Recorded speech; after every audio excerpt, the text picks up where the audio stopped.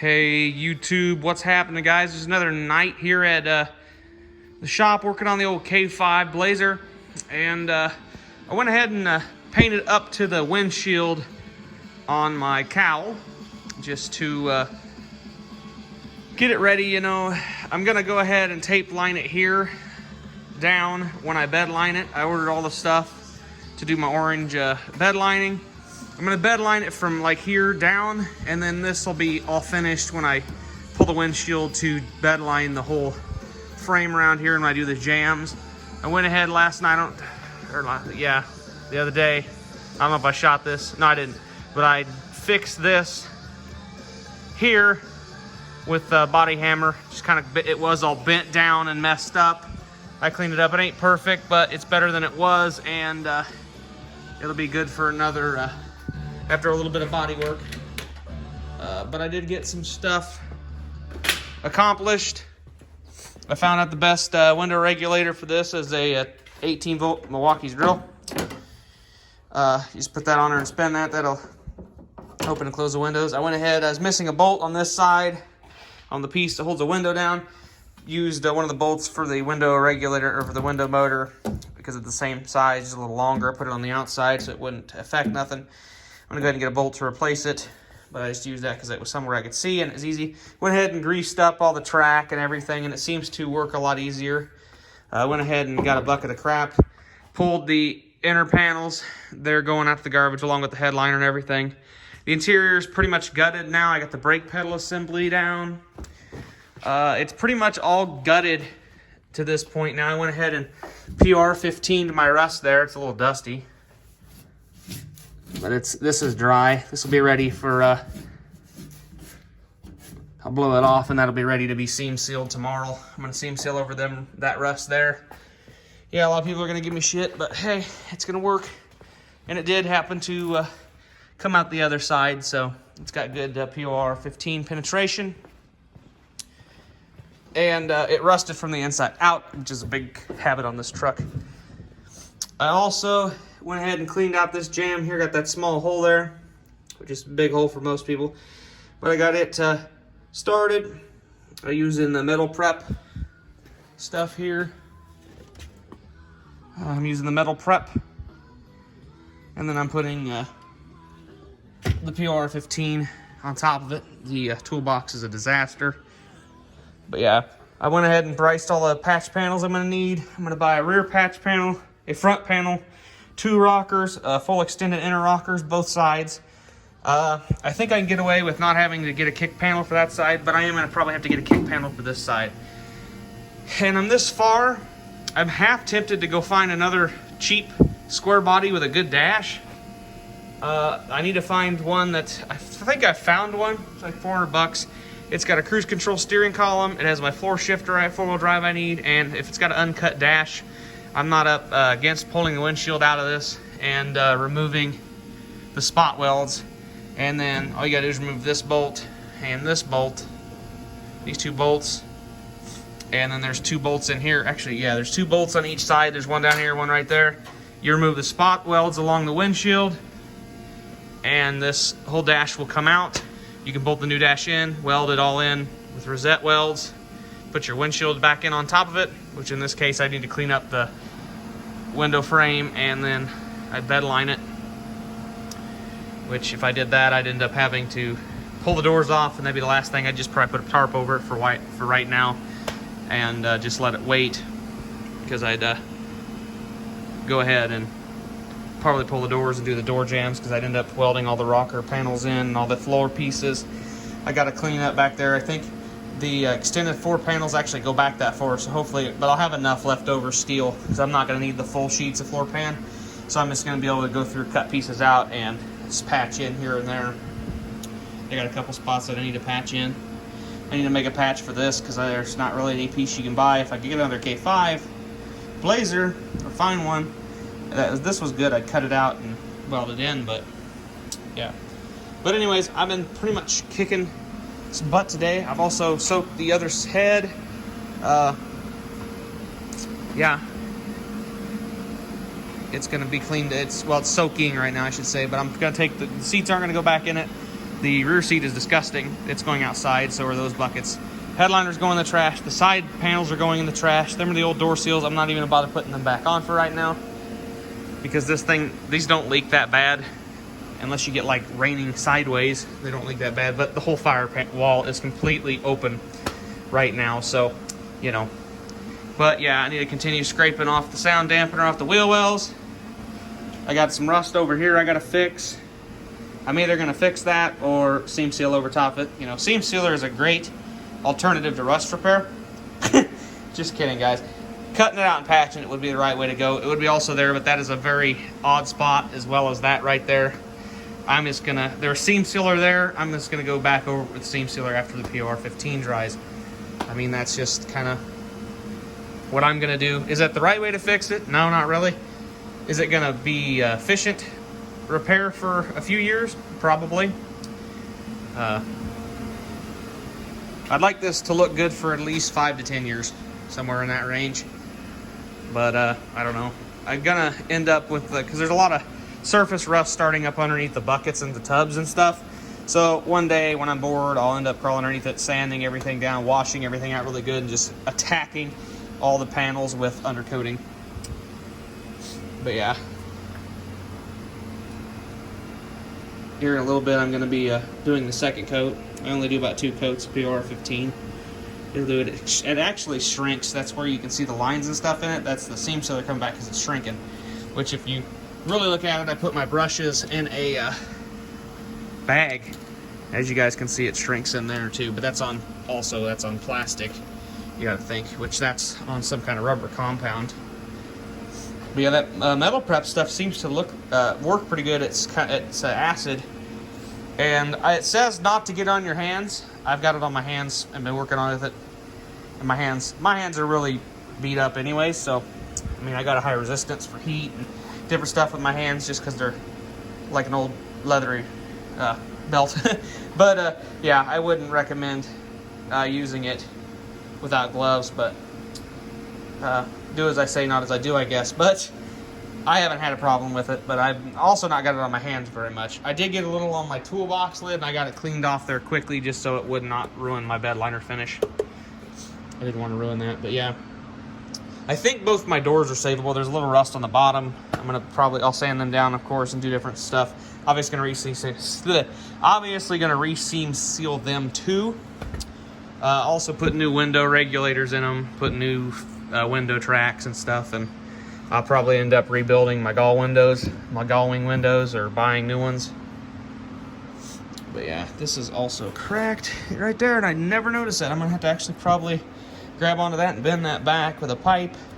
I should pull that out and weld that crack up, but we'll see. If I'm over there by the welder, I might pop that out and weld that up. That needs replaced anyways because it's dug in.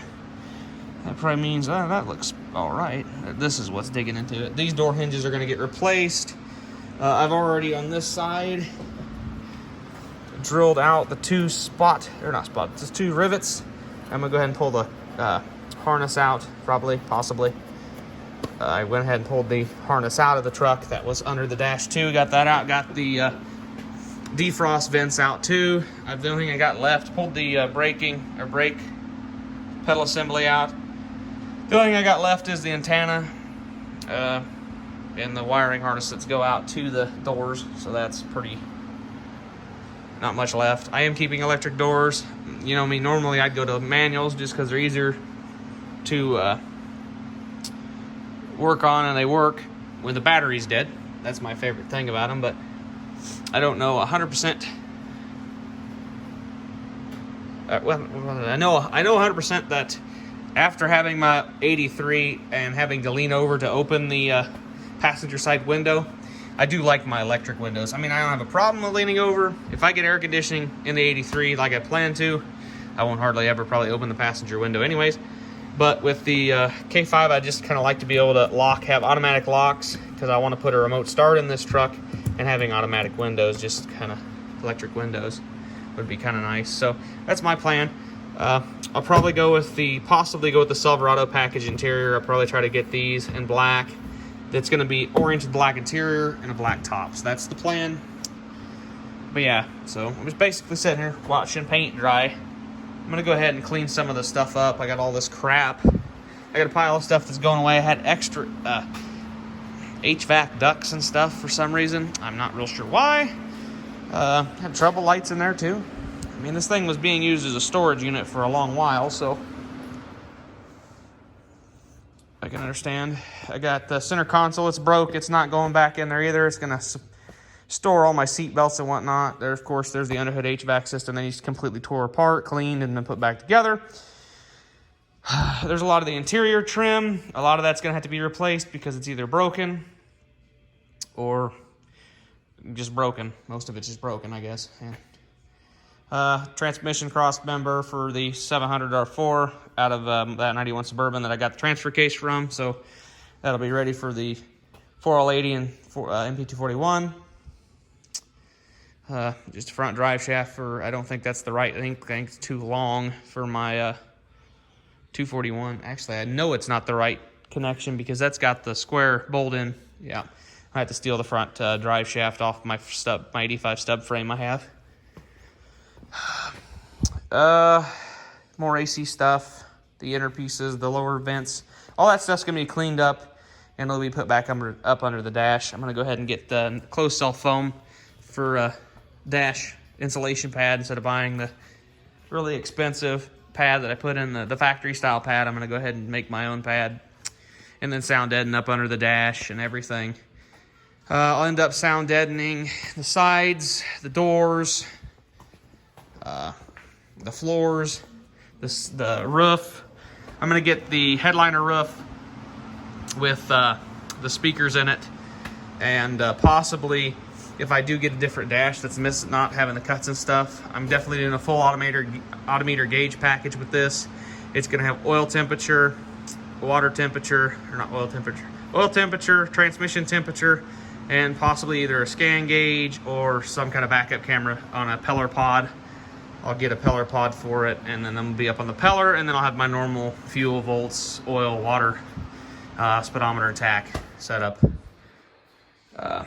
I couldn't get them seat belts out, so I'm gonna have to address that sometime. I broke my Torx bit.